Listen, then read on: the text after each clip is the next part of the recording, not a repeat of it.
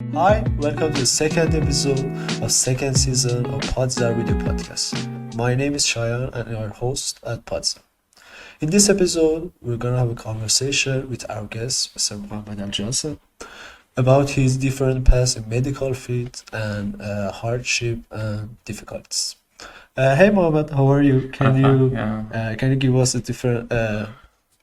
a brief introduction about yourself and what Yeah, did you of do at course. university? Thank you for having me. My name is Mohamad Aljasem and I'm originally from Syria, although I grew up in Jordan actually, where I spent like most of my childhood there. But we returned back to Syria. I'm currently a medical student at TUMS. And besides my MD program, I'm attending MPH and research diploma program. So hopefully by the time I graduate here, I will be graduating with 3 degrees. Uh, I don't know from where should I start speaking about myself, but as you might know, I'm also a software developer. I have been doing software development, I think, like since more than 12 years actually, or even more. And like I started coding when I was 8 actually. My dad actually encouraged me to start this journey because my father was an engineer. And like I think I started coding with with the language called Visual Basic, which is very old Yes. language. And what can I say more about myself? Then I'm recently doing research in the machine learning and AI field and its medical applications. I hope one day, through the power of computer, digital technologies, and AI, we can make very uh, uh, powerful and useful tools for clinicians and patients to improve the health of everyone. All right, thank you. Can we talk about what did lead your way into coding and machine learning, especially in medical field, and did you have other options? Why did you prefer this path? As I said, like my father encouraged me to start coding, but my real motivation back then when I was a kid, actually, I wanted to hack into some games. Yeah. And then that back in the 2000s, the internet was not that developed, and we could not have access to many information to how to hack games. But I met some software engineer as a kid, and he told me you can do whatever you want with any game if you learn coding. That's So the beauty. yeah, so this is what really attracted me much more to coding. So then I bought a book, like a hard copy book, about Visual Basic because it was the most common language back then. And I started learning it, and really I liked it. But I did not think ever about being more professional in this field and work, even to do some serious project as I'm doing right now. Then I started joining some competitions. Back when I was in middle school, when we returned back to Syria with my family. Then I liked the field even more, especially what we call it competitive programming, which is like kind of like mental sport. How is chess kind of considered as a sport, a mental sport? Yes. Competitive programming is considered also a sport, and there are many competitions all over the world about it. So I started joining this field as a competitive programmer, and I could achieve very great results locally and regionally and even internationally. And then through my journey in the informatics Olympiad, or in Iran you call it computer Olympiad, I met some PhD students who was working in the field of medical artificial intelligence. Then I told him like I'm struggling, like I like computers and my family want me to go for medical school, and Always. this this problem, I think it's common in the third world countries, unfortunately. Yes. So I was telling him like I'm confused. Should I do what my family says, like I should go to be a doctor, or should I follow my dreams and to be like a software engineer? Because this is what I'm good at. Yes. And he told me we can do both actually. Like if you do, like you don't need a degree, university degree to do artificial intelligence, but you need a degree to do medicine. So he convinced me that back then. Yeah. So I said, yeah, you're right. But then I did not know back then anything about AI. I just knew about this like some games. Because back then I was really big gamer back then. I knew like they use AI to move the enemies in the games, but I never thought about it about like the applications about it in the medical field more than that. So one time I was watching some documentary. I watch documentaries a lot actually. Then I saw documentary about digital health and the potential of computers in medical sector, which made me got convinced more to okay, I will do medical school as my practice. Then when I started investigating more, I met some people in Egypt. I traveled to Egypt with the Syrian team of programming. Like we had a competition back then in Egypt. Then I met some engineers from Google. Those engineers showed me some research papers about what they do, and I got fascinated. I said, "What the heck? Can we do that?" How can we do Yeah, is it real? And then, yeah, of course. We have been doing this for 2-3 years now. And it was about ALS. They were developing some voice recognition technology for ALS patients. And I said, okay, then this is a big sign. Okay, I should now do medical school. Yeah. There is no way, like, it will be a waste of time for me if I do software engineering, because I'm already a software engineer. Yeah. Kind of course.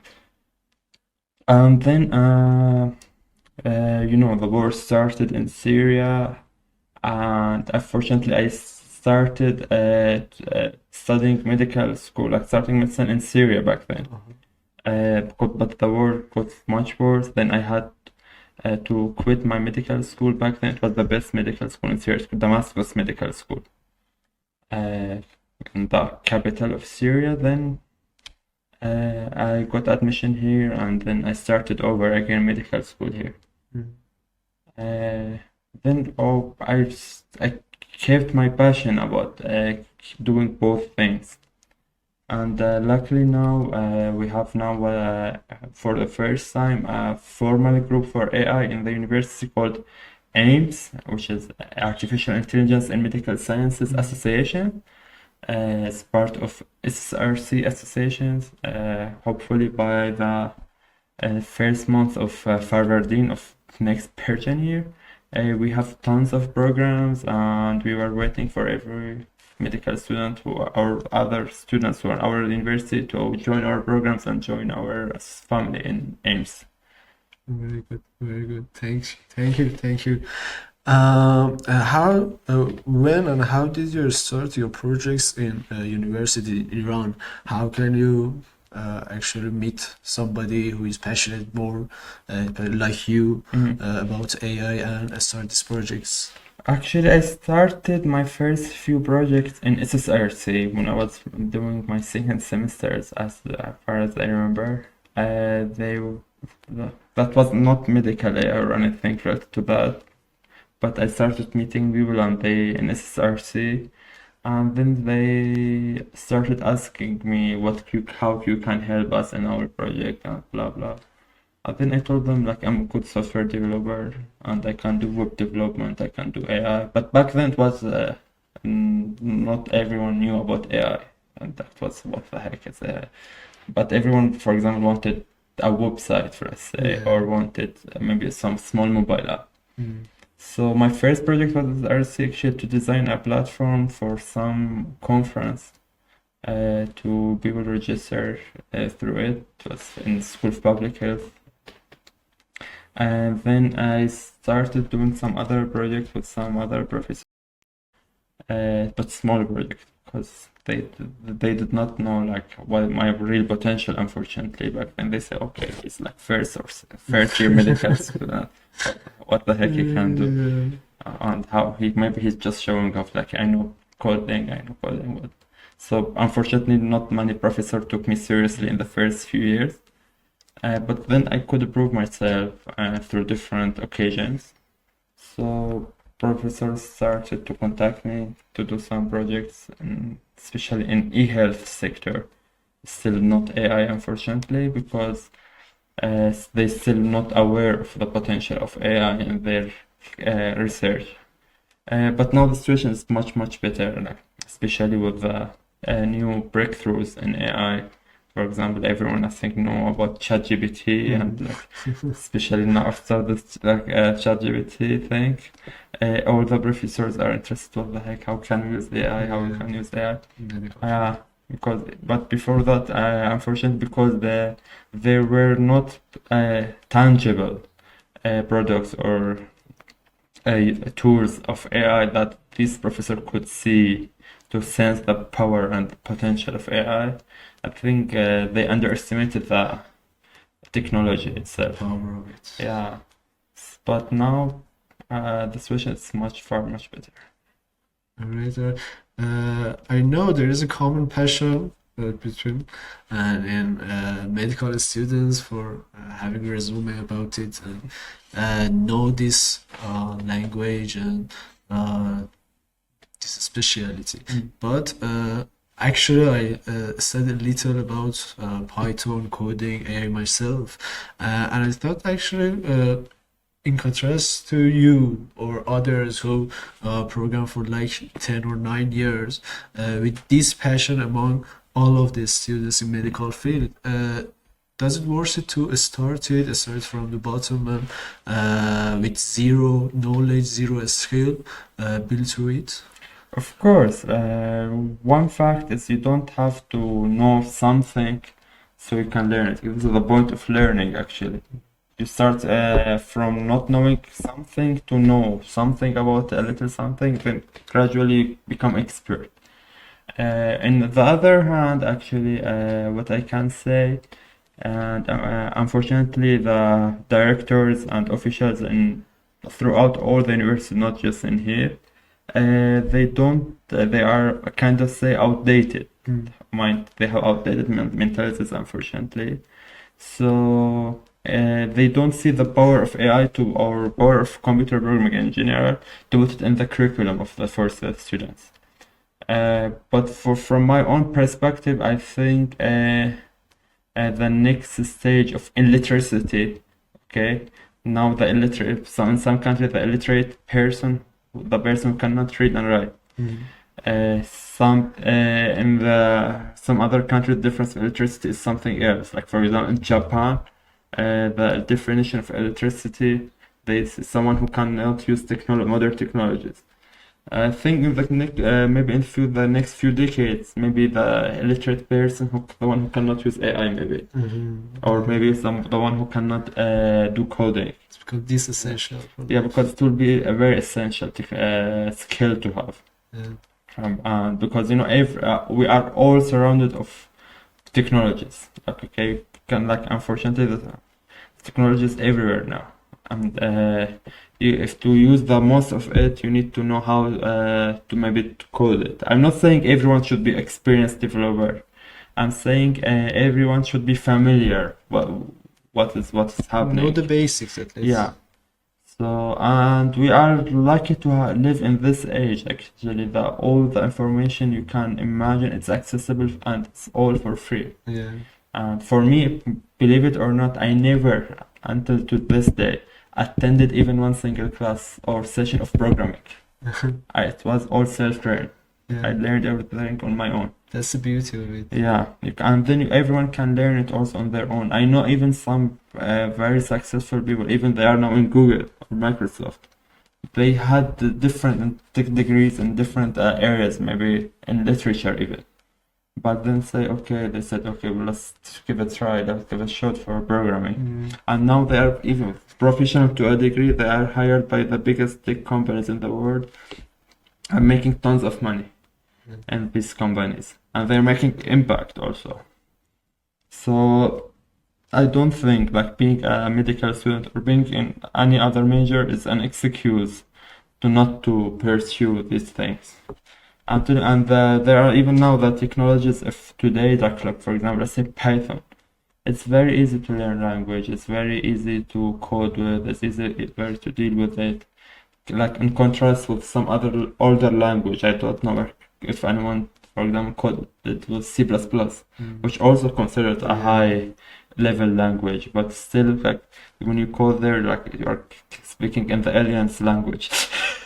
So maybe if you see some other older versions of programming, it will be just like you say, what the heck is that? But when it's like this easy language now, it's available, everyone can access, and it's free. Free and easy to Yeah. Even now, there are even some people, they say, for example, we cannot afford to buy a good laptop. We cannot afford to buy, for example, a good GPU for doing machine learning. There are now tons of websites offer you free GPU. They offer you free computing power. So basically you don't have any excuse. Even you can use your own mobile phone to do this thing. So as they say, sky is the limit. Yeah.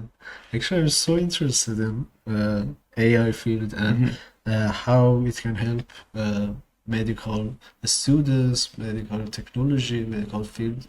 And one thing that how would you balance this medical things? I know you are internal and Python coding, AI, these projects in your way. Actually, time management actually is one of my, I think, it's most critical skills that I have, which helped me a lot on my way. Otherwise, it will be a total disaster. Like if I could I would like to dedicate all my time to do coding, but unfortunately I just can't. Especially now with my internship now.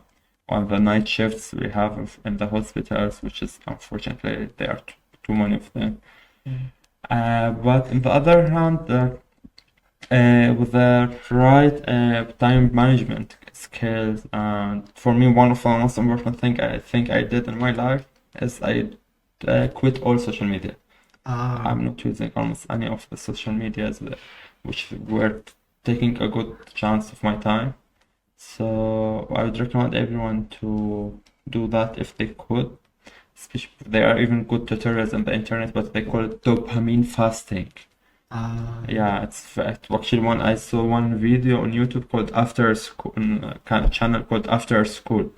I saw TED Talk about it earlier, actually. Yeah, and actually, even it's like, and many people came to this conclusion, like it's very all these social media, they are toxic even for your mental health and for your work life and for personal life. I think I'm not saying you should totally quit them. I'm still using some of them. For example, I use Reddit, for example, which is I don't think many people here use it. Mostly for coding and people are geeks. Yeah, geeks. Yeah, it is not the kind of social media like kind of cause you to have this what they call it dopamine intoxication. Okay, and like there are other social media. Let's say, for example, Instagram, which is scientifically proved. It's designed in such a way that you hook you up in the application, or TikTok. They hook you up in the application in such a way that if you take your phone open, then you find it after sliding through videos, you find like 5 hours already gone. Already wasted. Yeah. So, but these useful social medias, I think they are good. For example, LinkedIn is a good social media if you knew how to use it. If you follow the right people also there. Sometimes I use Twitter, but not that much. I follow some good profile there where they keep updating me about the latest development of AI. Because the good thing about Twitter is common among academicians, especially in the West. So they use Twitter, for example, to share updates about their own work or their latest discoveries. So I'm telling you, like, I think social media, if you put it aside and with good time management skills and with good planning for myself, for example, I every year uh, uh, make a whole picture of what are my goals for the next year. Then I break these goals to smaller goals. In a such, and then I put all these smaller goals on some app. I think many people use it. It's Trello. I use Trello. Yeah. And then I keep track of my all these things all together. But in a such a way, like I plan, for example, in this week I can, for example, do coding for like, let's say 10 hours. Next week maybe I can have more time with 15 hours. And you have to set priorities too. And the medical student, after all, you are a medical student and you'll be graduating with an MD degree and you'll be considered for the rest of your life as a medical doctor. So you need to get the medical skills and clinical skills through this period. Because if you don't get it now, you'll never learn it any time later. That's right. And especially now is for many people, unfortunately, they don't see the game is in this way. But this is the only way you can safely make mistakes. Like if you do a mistake, you are not the one to be called accounted. But when you as soon as you graduate for the silliest mistake, you're the one who gets accounted. Because the reason behind this, you could learn how to avoid that mistake where you were still in the medical school. But you didn't, so you now did. you're the victim. Yeah. So I think for myself now, so the medical school is taking the priorities of my time and my study. But then the coding, especially because, you know, as a software developer now, I work as a freelance software developer. So I get the projects from there and here. And I have to deliver this project on time because we are based on some contracts with the clients. So before back then, or for example, when I was doing my stagiary or clerkship, I had much more free time to do this project, so I was taking even more projects. But now, fortunately, there is no much time left for doing this thing.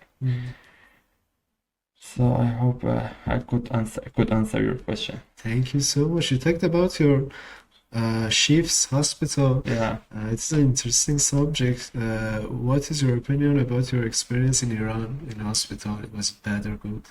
The point here, it might be biased in my own opinion, but Tehran University and as a whole is very big and powerful organization in different fields, and their most important, let's say, duty here is to provide healthcare for the people who are serving them in the areas where our hospital is located. On the other hand, since we are considered one of the best medical universities throughout the region, and most of our hospitals are referral hospitals. And people are coming from all over Iran, even some of them coming from all over the region, Iraq, Oman, you find some people from Afghanistan. So the workload, since they are referral hospitals, is much higher compared to other hospitals. And the type of cases you see in these hospitals are a bit advanced, I think, for the level of a medical student. You can find some small cases, and easy cases like you could see more commonly when you practice on your own. But most of the cases you see, no, they are complicated, difficult, sometimes strange cases. But you still can enjoy the ride or how. And for me, like in the beginning of my internship, actually, I did not find it much educational compared to my stagiary. But the point I started to learn, I found some easy ways to learn. Like, for example, when we do the round and ask the fellow or the professor themselves, like, why they ordered this drug and specifically, like, instead of that drug. Or why they ordered, for example, to have it as a pill compared to injection. Then you can learn something, like and you have to also to keep yourself updated. For me now, the easiest source to get these updates and get like what let's say a concise amount of information that I need for the practice and the hospital up to date. I think most of the students have it. And Medscape. Medscape, they have also some good articles about different diseases. And so sometimes actually before when I was doing my surgery, it was much easier for me, for example, to watch Kaplan videos and Kaplan books. But unfortunately now, at least for this semester, since the number of interns is much less, I'm not able to do that. But I hope after the holiday, Nowruz holiday, I will be have more time, since the number of interns will be much more. So we'll be having more time to study on our own, to and with watch these videos or revise them actually. Thank you. What was your difficulties and especially failures? How did you deal with them in your special way and in Iran, of course? I have, as anyone like here, I had my own failures, and I will not hide it. There were too many of them. I had too many of them. Okay. For example, let's start from the language issue. Like it was for me difficult to adapt here. I had for some many factors. One of them, the language course provided by university to learn Farsi, and the beginning was not that good. Actually, they did not have a curriculum themselves. They were bringing some Farsi teacher, and they were doing their best with teacher, but without any books, clear objectives. And then it put me under stress really that time, because we knew like we had only 2 years to learn Farsi, then everything will be Farsi, and we were joining like same classes with Iranian students, which we were afraid of, because since our Farsi skills were not that much good. So I started meeting some Iranian friends here. I started making some friends here and there, especially in SSRC. So really, my experience in SSRC was the best experience for me in Iran and this university. And I started to practice Farsi with them. They did not know that I was practicing Farsi. But I was making a friendship to practice Farsi. Let's say it's like friends with benefits. Not in a good way. In a good way. Yeah. So I took my language skills to a good level. Then I started pathophysiology, which was like the first stage with which everything started to be in Farsi, and it was hell for me. My GPA was almost 18 something before basic sciences or olympiad. Then when I started my first semester in pathophysiology, my GPA dropped almost to 12. Wow. The main reason was attending classes. I was like connecting to the professor, getting the signal for the first 20 minutes, then I lost my attention. It was very hard to focus back then. But with the help of some friends and some professors, especially Dr. Pasala, she encouraged me a lot back then. Then I could survive that semester.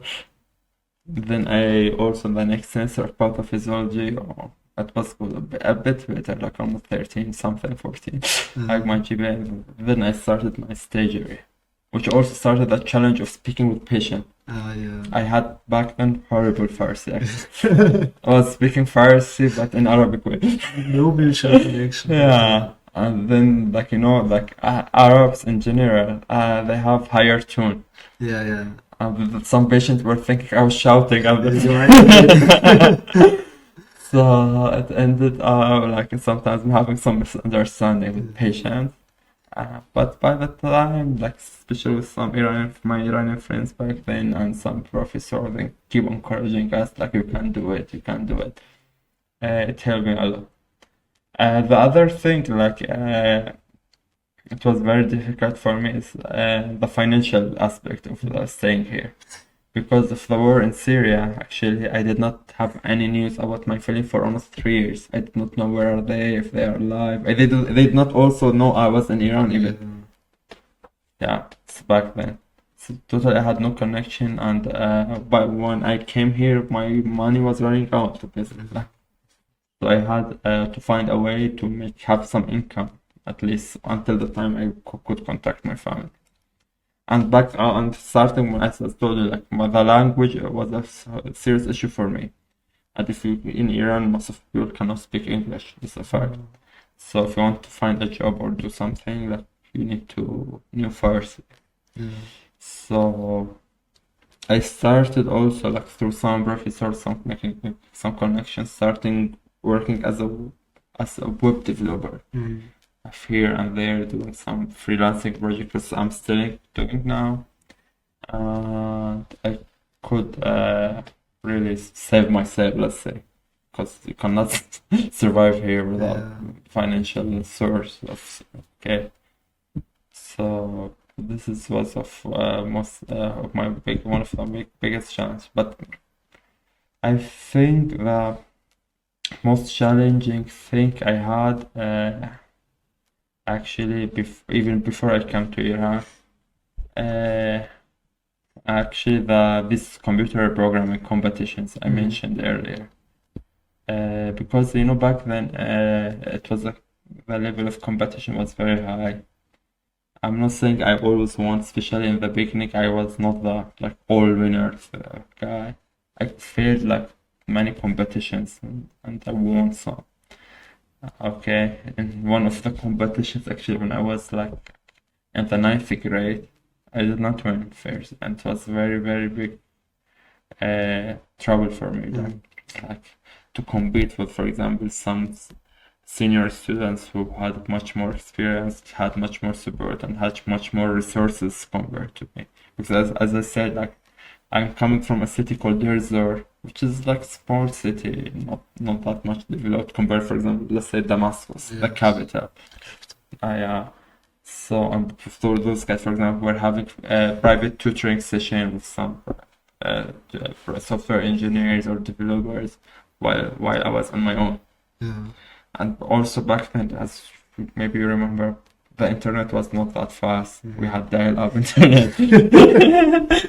So accessing good education resources was impossible. So my only two choices was hard copy books or PDFs.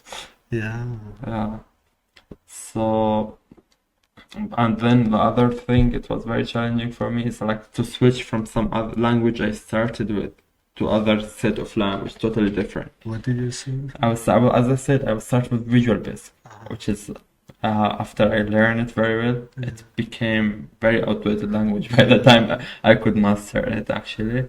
So there were new technologies like C# replaced Visual Basic basically.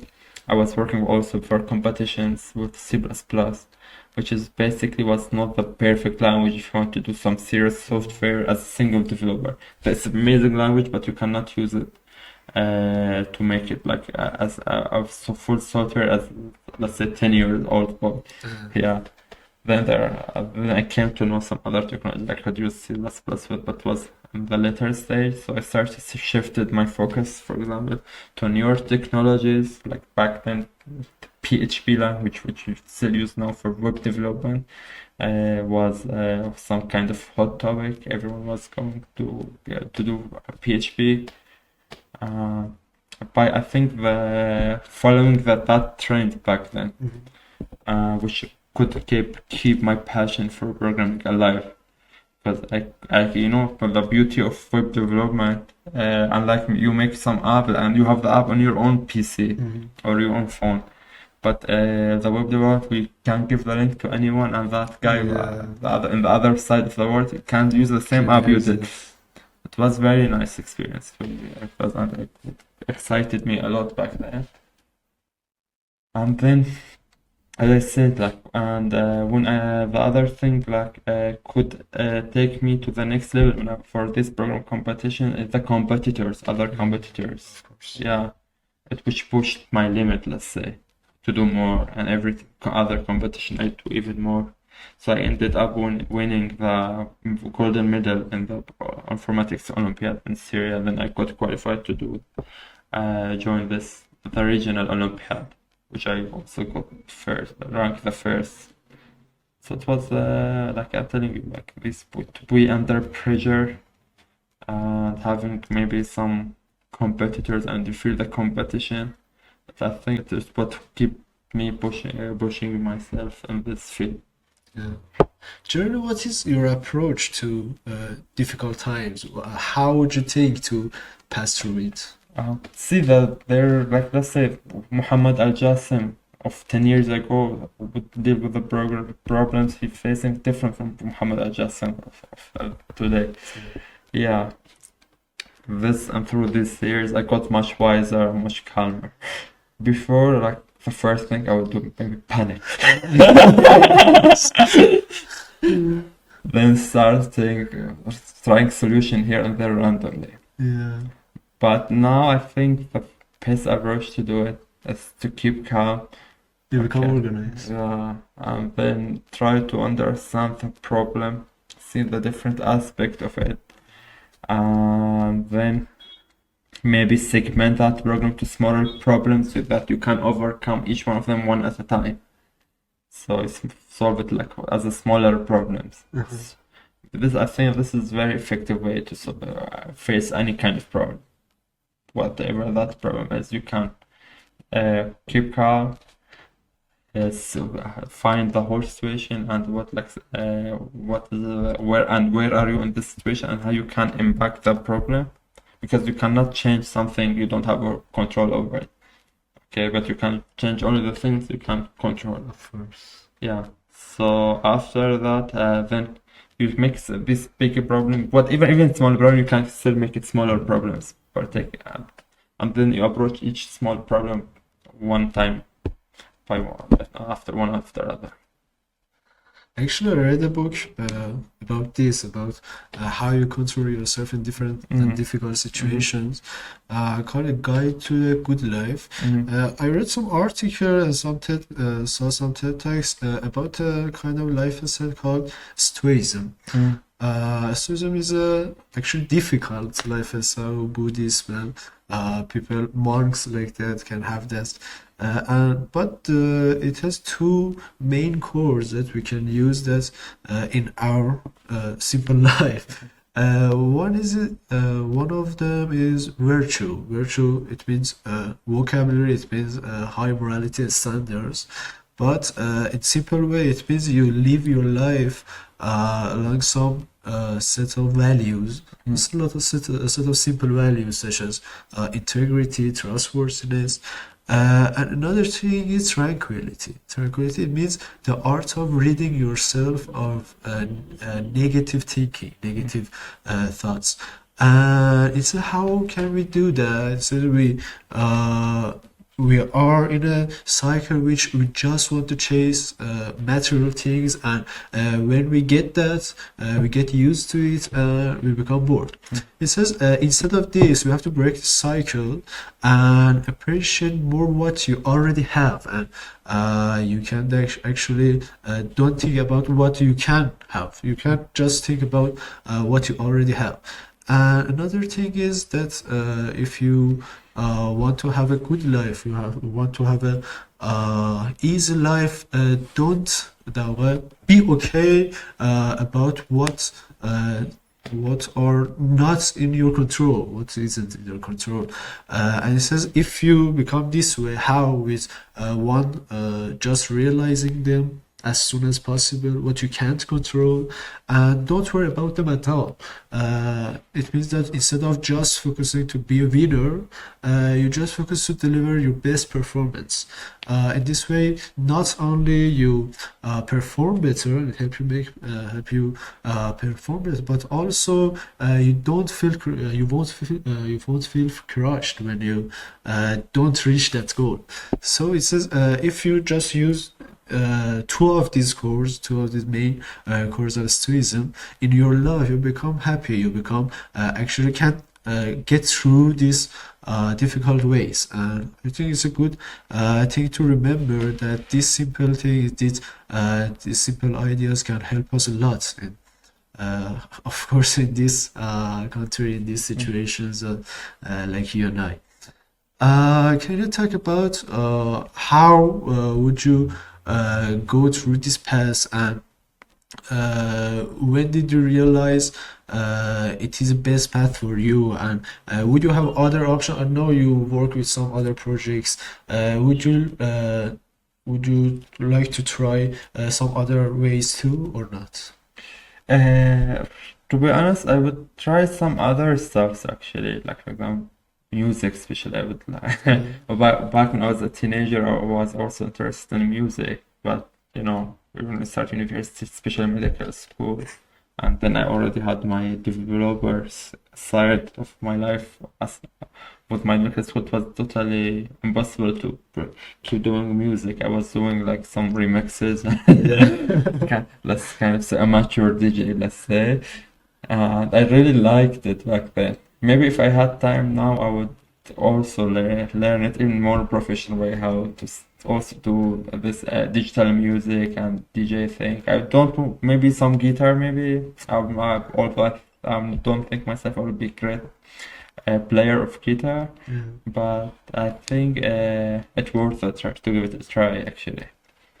And one of the things, maybe if I did not go for maybe programming, and maybe I would actually, one of the things I really would like maybe to try out, also I'm passionate about, but totally I have no time to try. I tried it back then also when I was a teenager. I tried it actually when I was a teenager. It's microelectronics.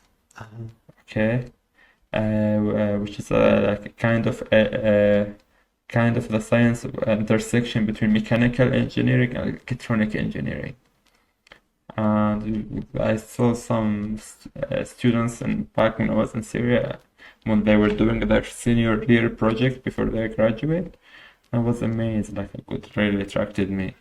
Back then I started, because I really liked it, back then I started working with the circuit. I think everyone can, even cheaper, can buy it, called Arduino. And it's very easy chip, like you can program.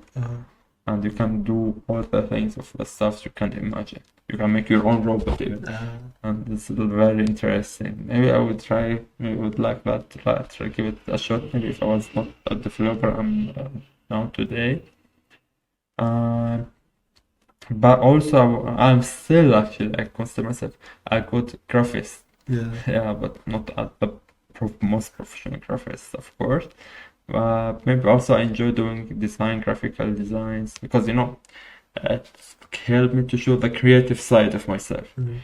Okay, but unfortunately, as you know, like there is not much time to try these things anymore. So, and I would recommend everyone, like if you cannot do and you cannot be everything and do everything. You have to make the sacrifice of choosing some path and keep going through in the same path, because if what the market need and the world need, not somebody who knows something about everything. The world needs somebody who knows most of the thing about something. Expert in one. Yeah. Or maybe and the best of it, if he knows have expertise in two domains, that he can, let's say, bridge these two domains. Bridge these domains. And I sometimes I see, for example, I'm not let's speak some other topic, like not AI and medicine. For example, let's say I don't know, sociology and the science of studying the community, and medicine, for example. It's like social science with like this experimental science. It's very amazing. I knew some people who were doing this. They're doing like a BS degree in social sciences beside their medical studies, and then they ended up having some important theories about like for example how the diseases spread, for example, in some specific communities. So it's not all about, for example, technology or programming. There are all of the social science aspect, or maybe the artistic aspect. For example, the most, do you know what's the most famous atlas, medical atlas in the world? What? When they have the pictures of anatomical subjects. The knitters, that's less. Knitters. Yeah. Do you know knitter, what is background? No. He studied, like, he has a degree in liberal arts. Ah. Yeah. Then he joined medical school. Yeah. But then, and like he passed away, I don't know, maybe for 20 years, 25 years, I think, something like this. But until today, everyone still uses like atlas and the illustrations to teach medicine. Like, why he could do it in this, like, with high quality. Back then he was doing the brush, even he did not use any software for it, because he came from a different background.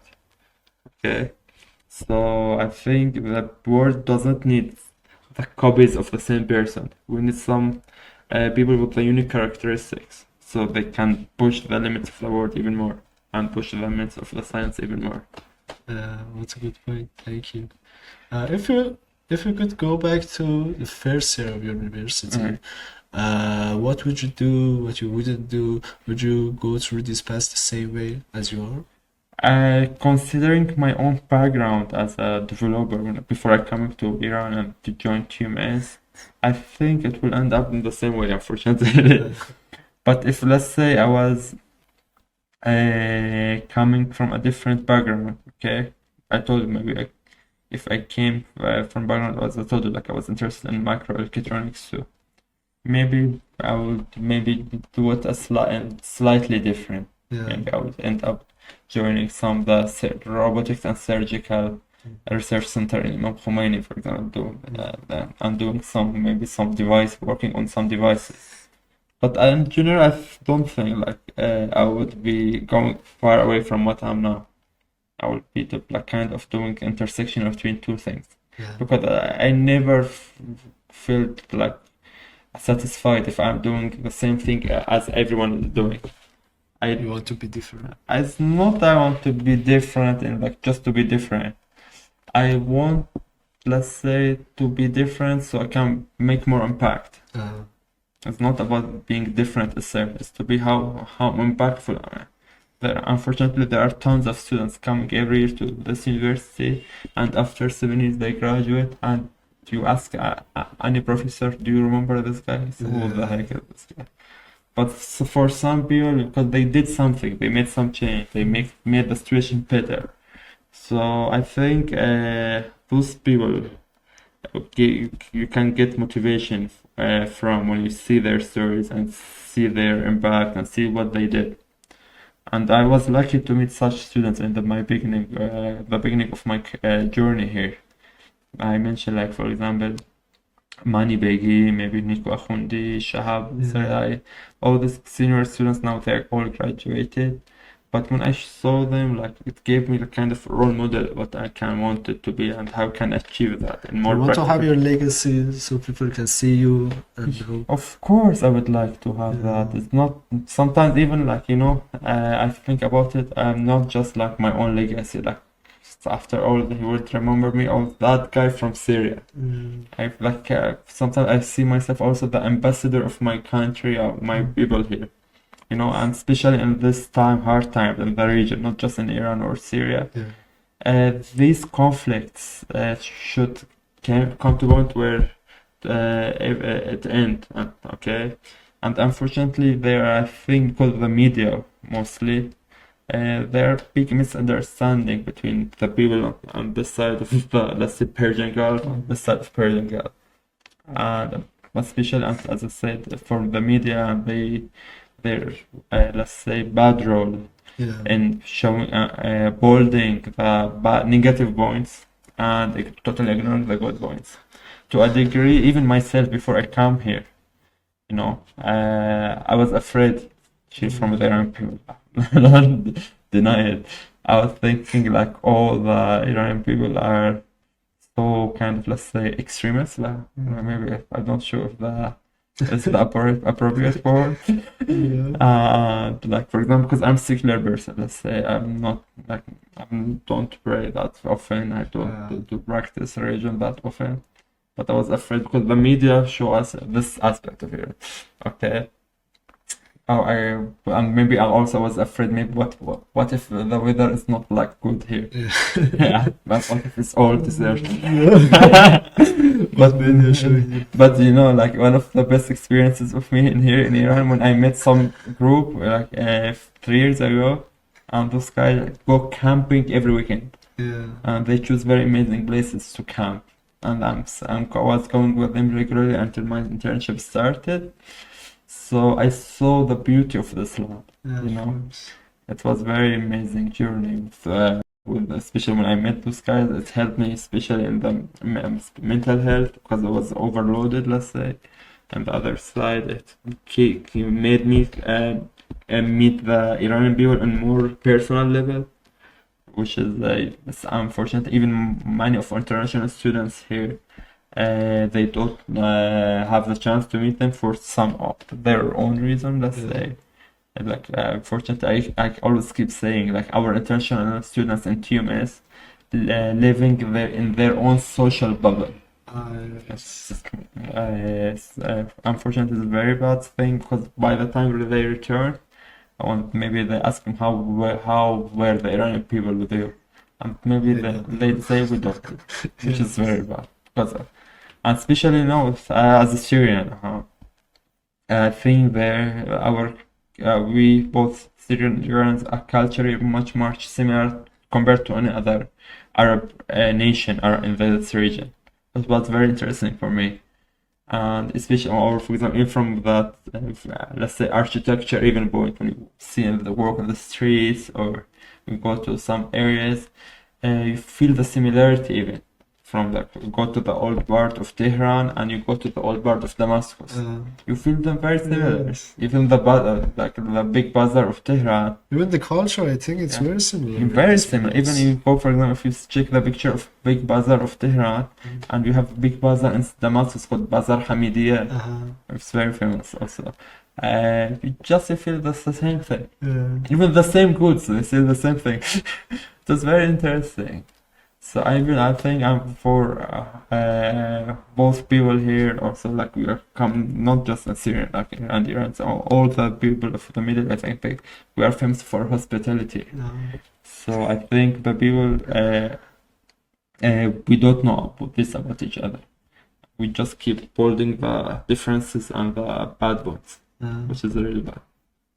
So I hope one day everyone have this chance I had to represent their own country and represent it in a good way and make a good impact on their society. Although I'm still a foreigner, but it doesn't mean like I cannot make a difference here. It's been a pleasure to talk with you.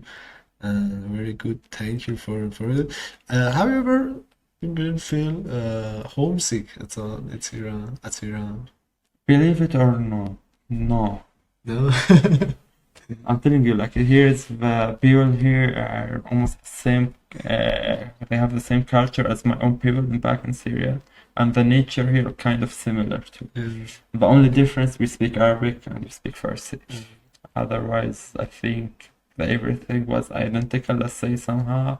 Also, I was lucky to have, let's say, Iranian mother, which is Dr. Pasalar.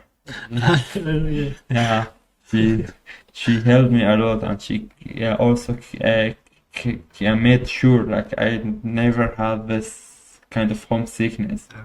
Yeah, I keep going to their house every while, and they made some homemade food. Yeah, and then we sit all around the table and watch TV, and like as you do in your own house. So it was very helpful for me to keep keeping myself away from mental issues, especially homesickness, which is unfortunately you can see it a lot among international students in here. Especially for me, I was let's say, in very bad position because since the day I came to Iran, I never went back to Syria. Now it has been almost 7 years since I did not see my family. It was very tough, to be honest, but we could still manage it. Thank you. As they say, shout out to Mrs. Pasalar. And all this, she's a very nice and kind lady. After, was it worth the time and effort that you put this way?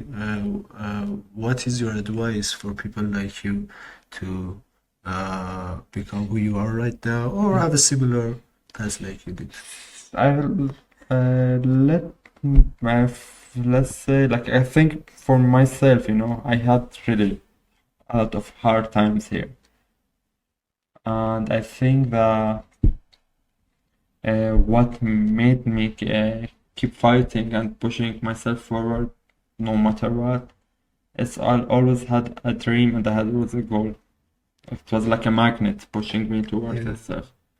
So I think if everyone could have a clear goal, okay, with a clear plan, okay, because having a goal only without a plan is just like a dream, Yeah. okay. So if you have a clear goal and clear, not exact detailed plan, just clear plan, like if I do this, maybe I go there, from here I go there, and flexible plan, let's say, because not always like 1, 2, 3, 4. I think this is the most important aspect of everyone should have, okay, and they should have a perspective of what they want to do in the future. Unfortunately, many young people, they don't have a clear photo and a clear imagination of what they want to do in the future, which is really bad. And for these people, I would say you are free to try anything you want. It's like, as I said, like here in TUMS and most of other universities, it's just a playground. You can do whatever you want and test whatever you want until you come to know what fits you the best. I know many people, like even when it started their journey, let's say they wanted to be cardiologists, or I don't know, for example, surgeons. But they ended up, like they said, by the time they graduated and they tried many things, they came to the conclusion they want to do, for example, epidemiology or statistics, okay? Or maybe even I know even some people here in TUMS who are now residents, like senior year residents, and then they're doing very good like specialties. Like very competitive ones, not like, let's say, easy ones, or not well compensated with specialties. Most wanted. Yeah, then they end up after doing these even specialties, because they came to know late what they really wanted and they like. They are switching their fields. Like, I know some guy who's let's say cardiologist, and he's now going for data science now. It was really strange for me. But then I said, this is what I liked most. I found myself here after doing like 7 years of MD, 2 years of TAR, and then 4 years of cardiology, which is very competitive one. Yeah. Then said, no, I want to do data science. And so what I want to say is never too late. It's never too late. Yeah, if you find your path and you find your passion, you'll never regret it.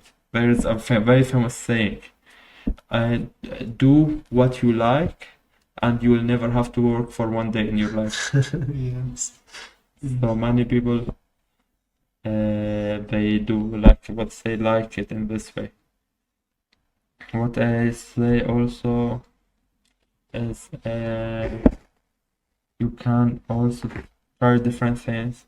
Also, I think even it's one of the parts of to be successful is to have dedicated time to try new things. Yeah. And so maybe at one time you find a new hobby, you find new friends, you find some new connections. So it will be fine. Like if you try, like don't be afraid to try new things. So Are you happy with your experience? Did you regret some decisions that you make earlier? not really. I do have my own regrets, of course. I'm not saying it was all perfect, but I think even these regrets was a good learning experience. It's not always like black and white. When you learn something new or try something new, it's come with the risk of you failing or facing some difficulties. But on the other hand, this maybe, let's say, regrets, it's always a painful way to remember what not to do, or to remember what how to do it next time better. So I think it's not to be sad of have to some progress and see it in more positive way. Actually, I saw a TED Talk earlier about how not to regret and how to be happy most of the times, and it had some interesting subject and points in this talk. For example, it talks about how our minds biologically evolved to actually be affected more by negative thoughts rather than positive thoughts.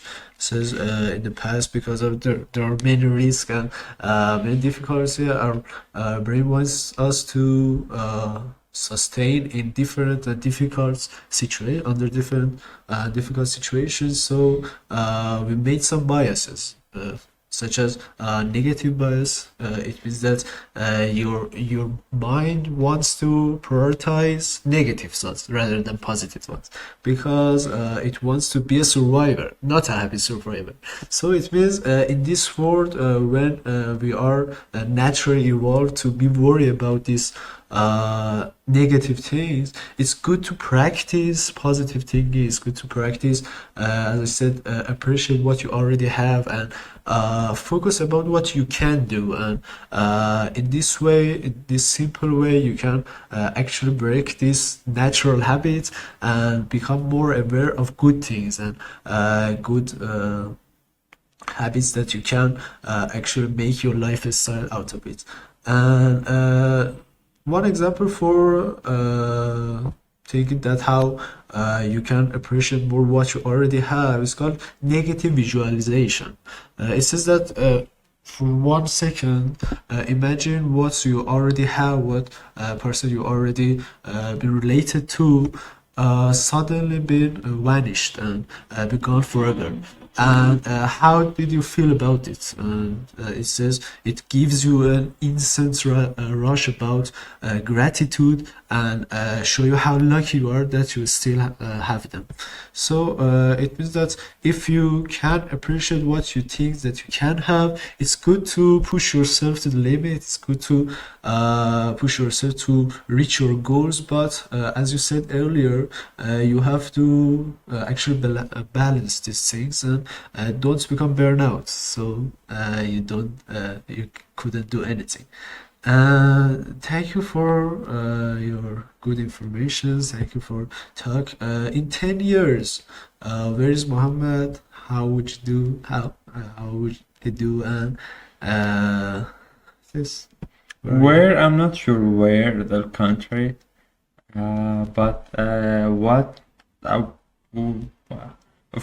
by that time I hope I would be done with my medical specialty, and maybe I will be settled down with a wife and some kids. Or maybe as I'm Arab, maybe we have more than one wife. Just so it's right.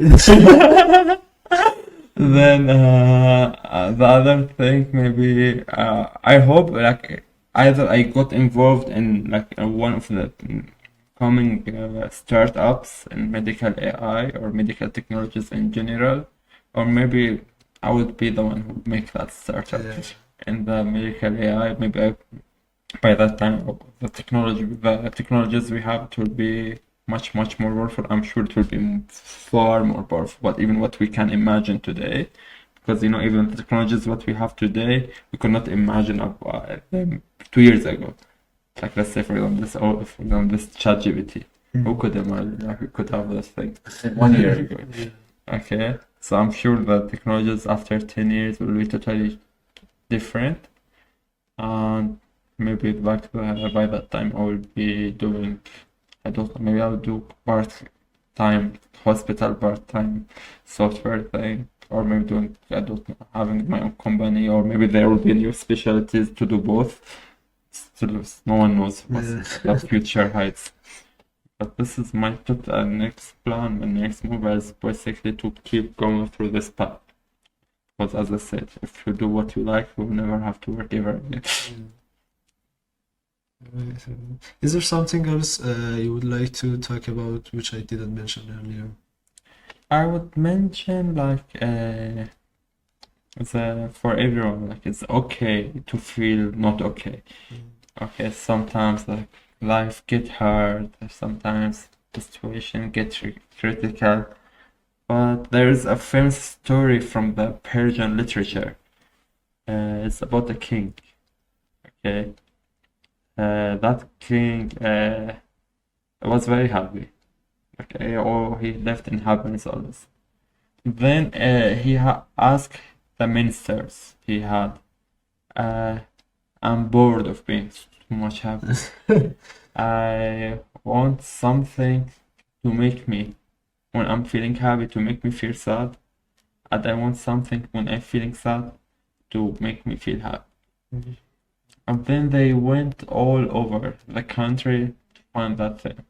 But they could not. Until they, one of the ministers, he found some wise man, and he had told the wise man the problem and what the king wanted.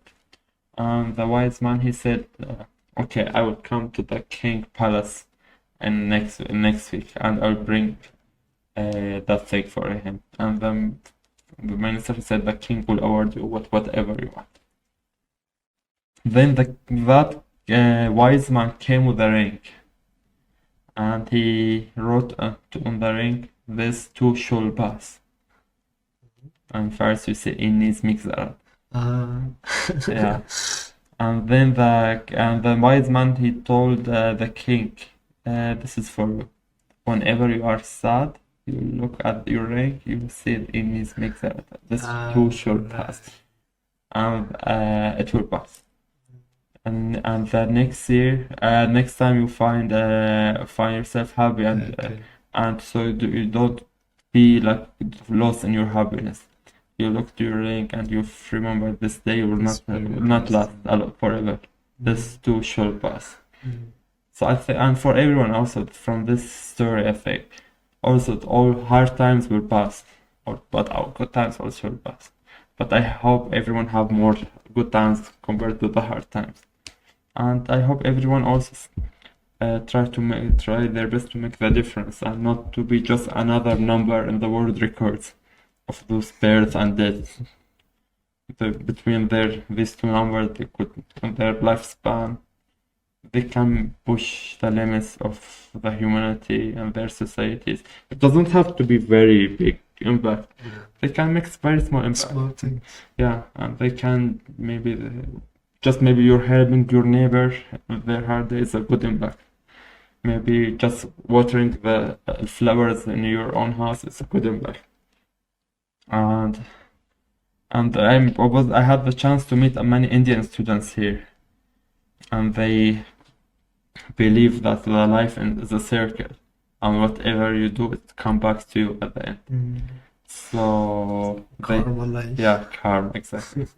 So when you do the good things, in a way or another, you are benefiting yourself too. So I think this is what I could say as a conclusion. Thank you so much, Mohammed, for your presence in this You're welcome. episode. Thank you for having me. It's been a pleasure, really, to hear of your valuable experience in your way in Iran in university. Thank you so much, you guys, for hearing this episode. It's been a pleasure to be here with you guys, and I hope you all have a great day. Goodbye. Thank you.